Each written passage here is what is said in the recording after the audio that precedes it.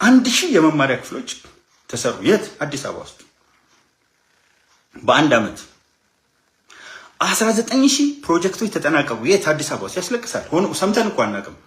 19000 ቤት አይደለም ፕሮጀክት 19000 ቤት ያስለቅሳል። እነ አዜብ መስፍን እነ ምግበይ እነ ምናምን ተከፋፍለው የበሉት በቢሊዮኖች የህዳሴውን ግድብ ለመስራት ከህዳሴው ግድብ በላይ በልተዋል። አዜብ መስፍን ብቻ የበላቸው የታወቀው ዩጋንዳ ውስጥ $4 ቢሊዮን ነው። የጠላትነቷ ዩጋንዳ ነው ኢንቨስት ያደረገችው $4 ቢሊዮን። ኦልሞስት አንድ የህዳሴ ግድብ ብቻዋን የበላችው ብቻዋን አንድ የህዳሴ ግድብ ውጣለች። የቀድሞው ጠቅላይ ሚኒስትር መለስ ዜናዊ ሚስት። ይሄ መንግስት ግን ከዜሮ ተነስቶ ጨረሰ። ባዶ ካዝና ዜሮ እኮ ቢሆን ጥሩ ከኔጌቲቭ 900 ቢሊዮን። እቺ ውሸት ከሆነች ብሔራዊ ባንክ ሄዶ ማረጋገጥ ነው። 900 ቢሊዮን ብር ዕዳ በነገራችን ላይ ለብልጽግና እኮ የሰጠ ነው።